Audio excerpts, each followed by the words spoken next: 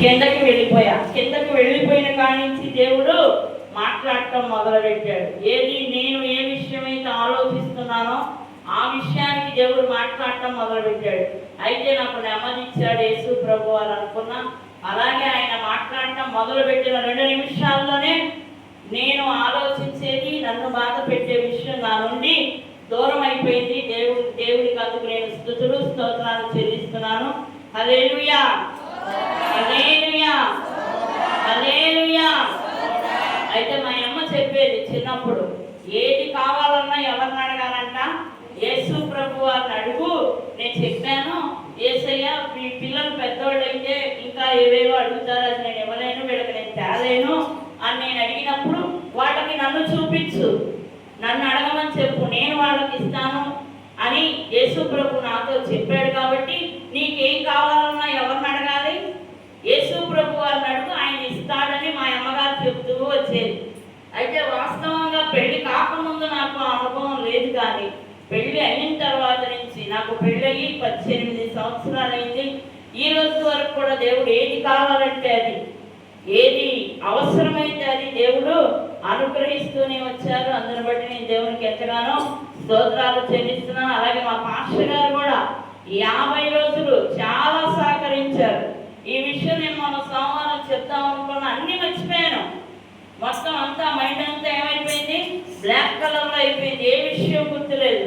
ఆ విషయం కూడా దేవుణ్ణి అడిగా. ఈ స్తుతి కూడిక ప్రార్థన అయిపోయిన తర్వాత, ఎందుకు ప్రభు నా నోట్లోంచి మాట రాలా, ఎందుకు నేను చెప్పలేకపోయాను, ఎందుకు నా వల్ల కాలేదు సాక్ష్యం చెప్పటం, నువ్వు చేసిన మేలుడే కదా, నువ్వు చేసిందే నేను ఎందుకు చెప్పలేకపోయాను ప్రభు అంటే దేవుడు ఏం సమాధానం ఇచ్చాడో తెలుసా?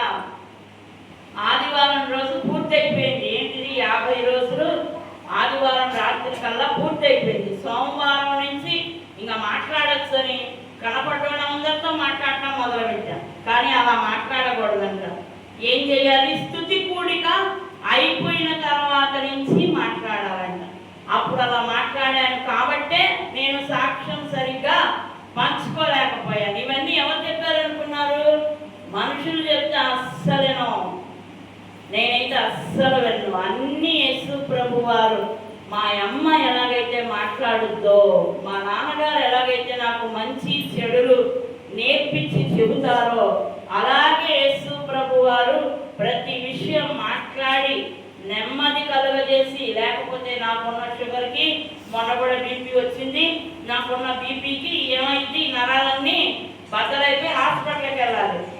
కానీ దేవుడు తన ప్రేమను బట్టి, తన కృపను బట్టి, తన దయ చొప్పున మా తల్లిదండ్రులు చేసిన ప్రార్థన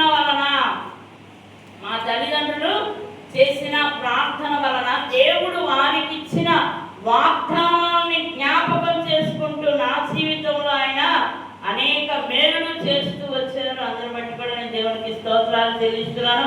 మా పాస్టర్ గారు కూడా 50 రోజులు ఎంతో సహకరించాడు నాకు.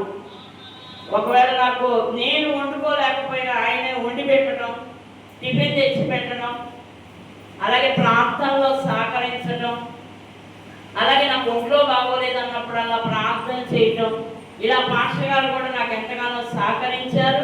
అందుని బట్టి నేను దేవుడికి కూడా ఎంతగానో స్తుతులు స్తోత్రాలు చెల్లిస్తున్నాను. అయితే నేను 3వ ఫ్లోర్లోకి వెళ్ళి కూర్చొని ప్రార్థన చేస్తూ ఉన్నప్పుడు, అయితే ఆ 3వ ఫ్లోర్ పైన తాపలు ఉన్నాయి కదా,